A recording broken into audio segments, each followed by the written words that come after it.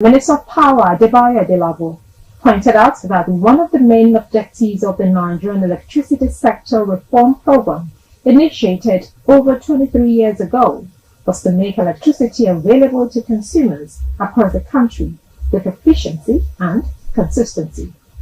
This, however, had yet to be achieved. Rather, according to the minister, Nigeria had continued to burn hundreds of billions of naira to generate electricity through diesel and petrol-powered generators. You're still watching Biscon TV News. Coming up next is foreign news. Please stay tuned.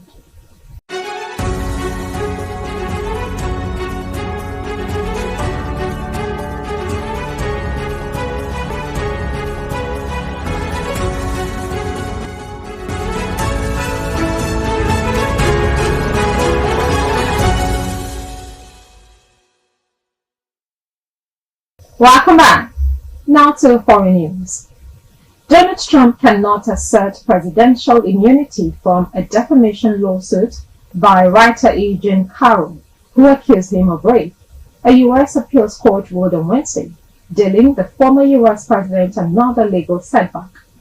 The Second U.S. Circuit Court of Appeals in Manhattan upheld a federal judge's decision to reject Trump's claim of immunity, finding Trump had waited too long to raise it as a defense.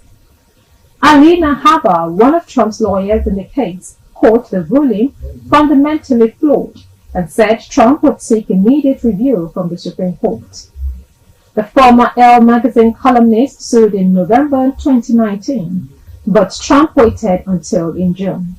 U.S. District Judge Louis Kaplan in Manhattan rejected Trump's bid to dismiss Carroll's case and later refused to let Trump raise an immunity defense, citing the delay in seeking to invoke it and the public interest in accountability. The Second Circuit on Wednesday said those decisions were correct. Now, dozens of people have been injured in a wave of missile strikes on the Ukrainian capital Kyiv overnight, authorities said. 53 people were hurt in the attacks, including 6 children, Kyiv Mayor Vitaly Klitschko said. Kindergarten and hospital buildings were reportedly damaged by debris, as authorities said 10 Russian ballistic missiles had been shot down. The strikes happened after President Volodymyr Zelensky left the U.S. His plea for Congress to agree more military aid for Ukraine made little progress in winning over reluctant Republicans. European Union leaders will also discuss further aid for Ukraine on Thursday, and European Commission President Ursula von der Leyen said the Union must give Ukraine what it needs to be strong. Zelensky has promised a response to the overnight attack. In a statement on his social media page, he said Russia has proven once again that it is a heinous country that fires missiles at night, trying to hit residential areas, kindergartens, and energy facilities during the winter. Up next is sports news. To join us again. Audio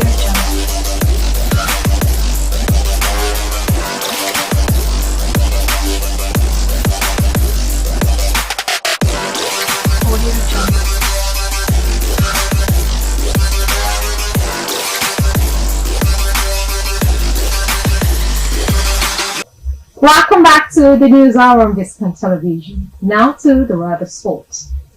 Eddie Jones has been announced as the new head coach for Japan, less than 2 months on from his resignation as Australia coach.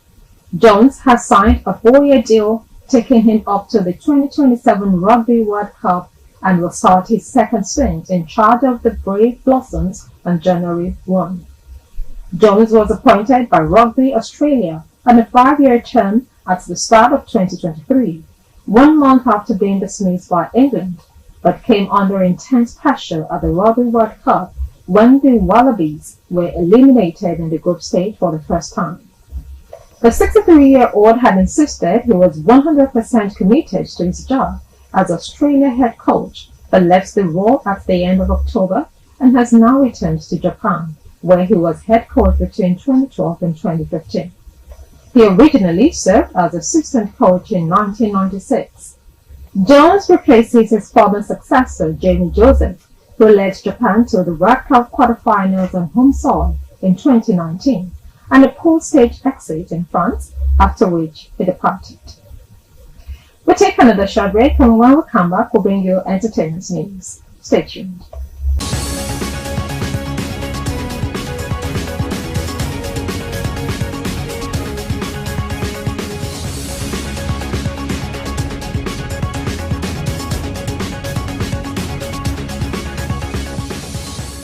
Hello and welcome to Showbiz News. Popular Nigerian actor and comedian Chinedu Ikedieze, fondly called Aki, received a beautiful surprise from close friends to mark his 46th birthday.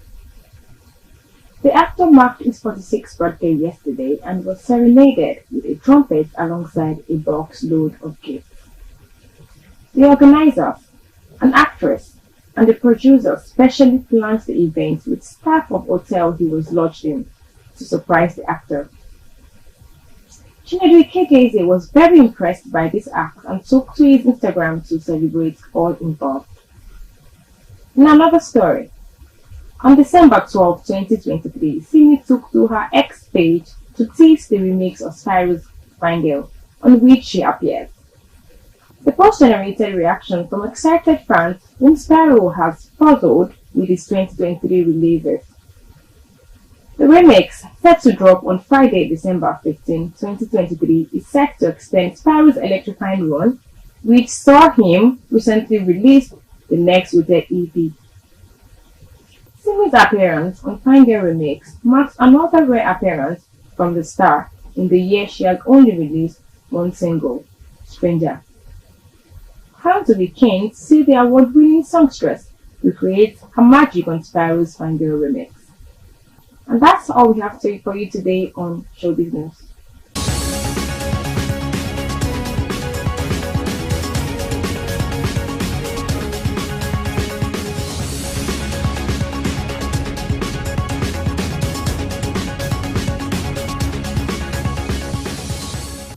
Hello and welcome to Movie Trailer. And I'll be talking about the first movie, Leave the World Behind. The family vacation on Long Island is interrupted by two strangers bearing news of a blackout. As the threat grows, both families must decide how best to survive the potential crisis, all while grappling with their own place in this collapsing world. In another movie, Sister Death, a novice with supernatural powers arrives at a former convent, now a school for girls. The strange events and disturbing situation that torment her will lead her to unravel the skein of secrets that surround her convent and haunt its inhabitants. And that's it for today on Movie Trailer.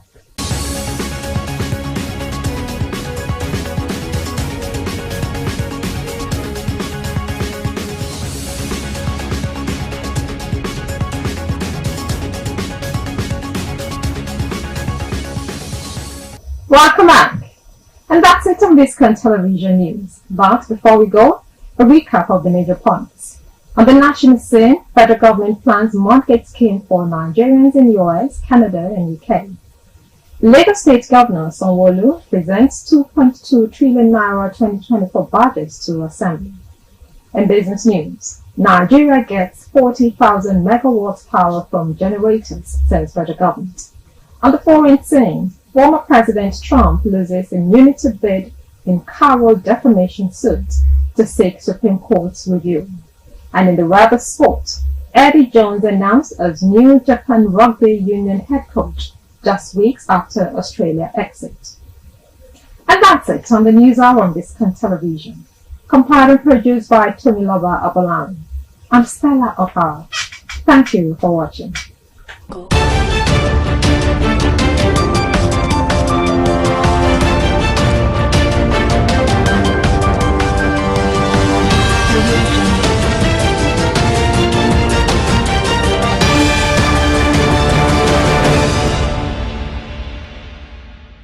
Prince Bisi Olatilo, foremost Nigerian multilingual broadcasting legend, ascends the 7th floor graciously on Wednesday, 20th of December 2023. The celebration begins with a birthday lecture on Thursday, 14th December 2023 at the Shehu Musa Yaradua Center, Abuja at 12 p.m. The theme for the lecture is Broadcasting in the Digital Age, Challenges and Prospects for Nigeria, to be delivered by Dr. John Momo, ON, Chairman, Channels Media Group.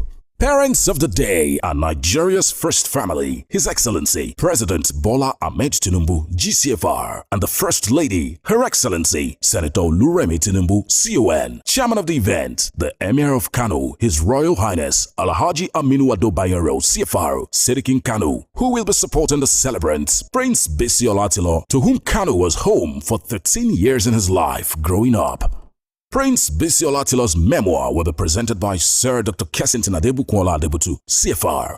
Special guest of honor, Alhaji Atiku Abubakar, GCON, Nigeria's former Vice President. Royal Fathers of the Day, the Sultan of Sokoto, Alhaji Sa'ad Abubakar III, CFR. His Imperial Majesty, Oni Babatunde Adeyeye Nitogunse, CFR, the Oni of Ife. His Royal Majesty, the Obi of Onitsha, Igwe Alfred Nemeka Achebe, CFR. Chief Host, Otumba Senator Benga Daniel, representing Ogun East Senatorial District and Chairman, Senate Committee on Navy.